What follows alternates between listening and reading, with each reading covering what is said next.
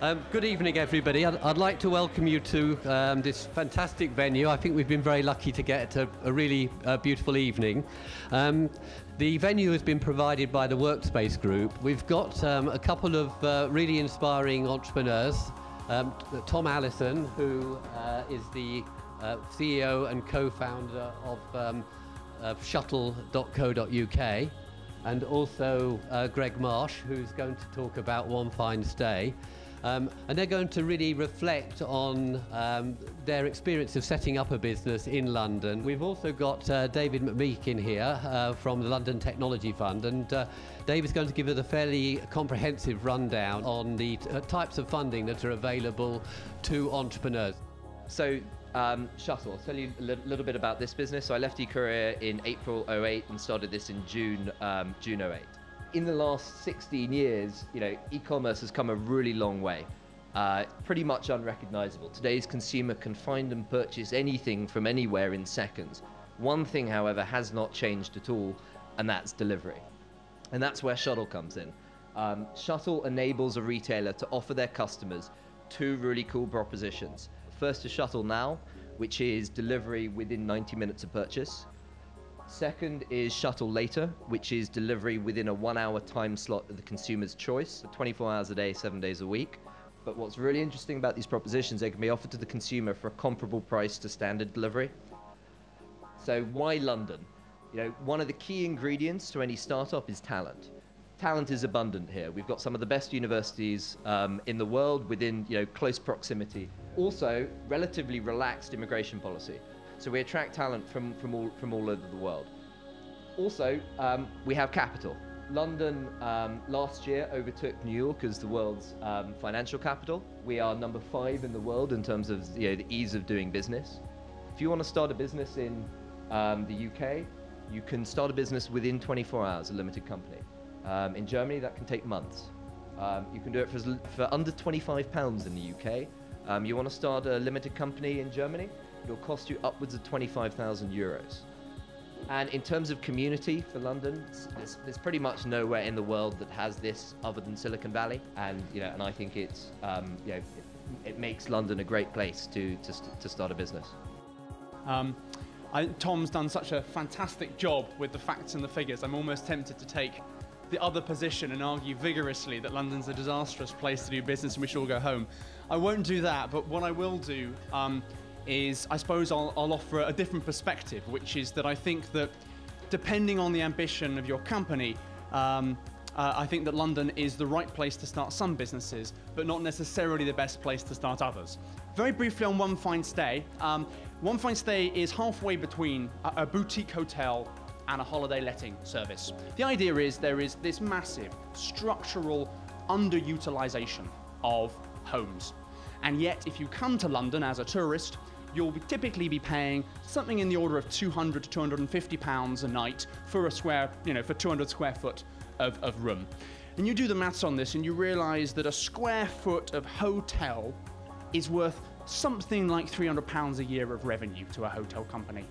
That same square foot of space, if it's in someone's home 2 doors up from the hotel, something like £50. And given that there's so many unoccupied homes, ding, we thought there was an opportunity. So the question I was mulling over is, who would start a business in London? If you could invest anywhere, if you could start this company anywhere, why would you start it here?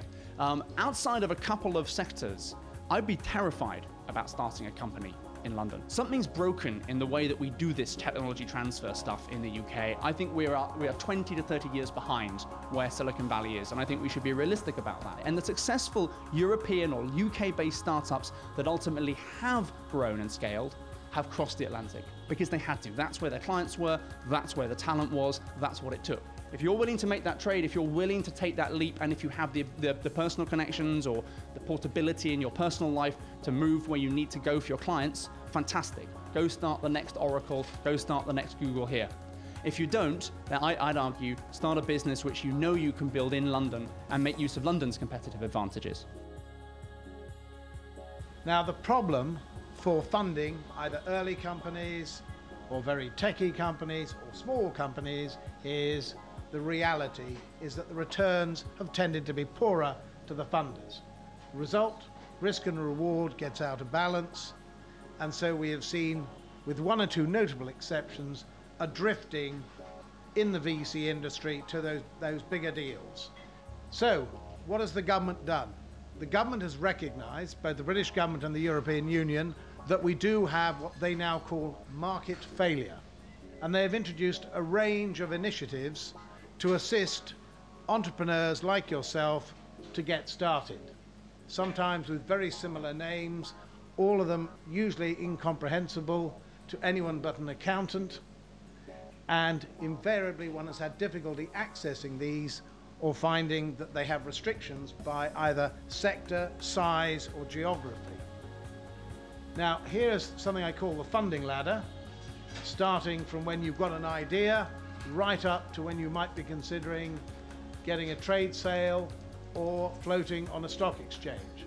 And you will see a bewildering range of projects, both debt and equity, which the British government offers either nationally or on a regional basis. So let's quickly just go through for you the sources of funding: grants, loans and equity. Now first of all, on grants are wonderful.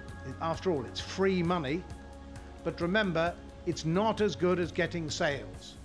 Sales are a validation to your banker, to your investor, that what you are offering is attractive to the marketplace, and that is what matters. So let us move to debt. What is debt? It's an obligation by your young business to repay on time the capital while servicing that. It's usually totally inappropriate for a very young business, particularly a startup. Why? You've no cash flow, you cannot service it. So, what are the advantages of debt? Well, the obvious advantage is you're not giving up equity in your business. And so long as you continue to work closely with your banker, keep him or her informed, they will leave you alone. So, turning to the other side of the balance sheet, equity. What are its advantages? Obvious. Your balance sheet looks stronger. You can later go to a bank with a strong balance sheet and take on other facilities. What are the disadvantages? The obvious one is you no longer own the whole of your business. External investors are seen as troublesome. We're not, as long as you work with us and you follow the business plan. We're often asked, how long do we take to invest? The answer is, how long does it take you to get the information to us? You may be frightened of a venture capitalist. It'll take time to overcome that fear. You may not get all the information to us for a month or two. And we're going to have to build a syndicate of investors to back you, not only for today, but for tomorrow. That will take time. So if you want to know more information, there's our website, www.londontechnologyfund.com. And there is a creative company, and they specialize very much in the media end and the smaller end. And with that, thank you very much.